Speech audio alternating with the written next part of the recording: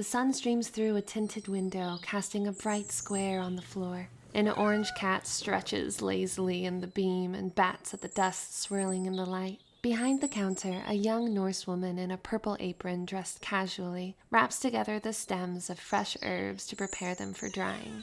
A tall figure with a pair of swords and a guitar strapped to his back enters, doing his very best not to disturb the peace of the shop. "Pardon me, I've just gotten into port and I was looking to see if there might be a place I could get something to prevent my strings from wearing out so quickly. Might you be able to help me with that?" Runa looks up from her task. The man looks familiar? Everything from the past week is clouded and memories flash by like glimpses of a night spent deep in one's cup. But she's almost certain she has seen this face. "Good day, sir. I might have a solution for you. I'm not a musician myself, but I've had many a bard swear by this. Strings made of catgut." The cat's attention is suddenly focused on Runa, as if it was listening to the conversation. "Can be fickle in cold weather." Runa walks across the store to a shelf of earthen pots and pulls the stopper out of one. A golden substance glugs into a jar in her hand. She holds it up for the man to examine. Djinn looks over the substance, not sure exactly how to apply it, but interested in the prospect. "That's amazing! How does it work? What would it cost me?" Djinn notices the cat. "Also, that's an interesting friend you have there. Do they have a name?" Runa looks down at the cat, who is sitting upright in the square of sun. She shrugs in a preoccupied way. She hasn't given the matter much thought, or maybe finding the cork for the jar is distracting her. "I've always called her Cat. She's never given me a reason to call her anything else." There we go. Runa corks the bottle and presses it with a bit of showmanship and flourish. "This is a magical substance from a faraway land." She pauses for a bit of drama to draw the man's attention, and then flashes a quick smile. "Olive oil." Djinn lets out a genuine laugh at that. "Well, many thanks. I've gone through strings like crazy on the journey over here.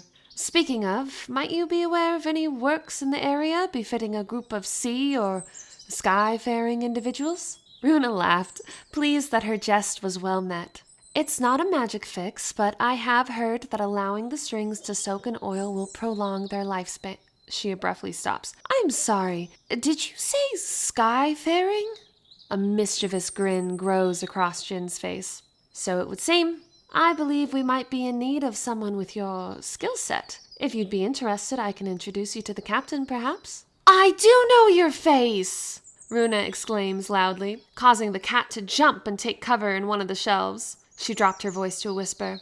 "You too traveled into the mist. I believe I saw you sharing mead with my companion Kel." She pauses momentarily. "And I have a feeling I might have crossed paths with your captain, unless there's more than one flying ship in this port." "I believe you may have met my student, Ryu. I mostly kept to the ship before. However, we do look very similar. I will be meeting with the captain in a tavern nearby shortly, in order to discuss what was discovered in the mists, as well as business opportunities while in port. If you'd care to join us once you've closed up shop for the day, we may even have an opening in the crew if you'd be interested in that sort of thing. We don't have anyone who knows their way around the medicinal arts." "Ah, yes, that must be the case. Apologies for any confusion." Runa packs up the jar of oil and slips a sample of peppermint tea into a satchel. "I'm not a healer by trade, but I have acquired some skills of that nature. I'll see if I can make it to the tavern once the shop closes. If not, I can be found here on the morrow." "Excellent. Many thanks once again. If you would have any need of us while we're in port, you're welcome to ask. May you have a pleasant day." Djinn makes his way out of the shop and back out into the streets. Runa gives a small wave before fishing Cat out of the shelf. "Oh, don't be so dramatic. Catgut isn't made from actual cats."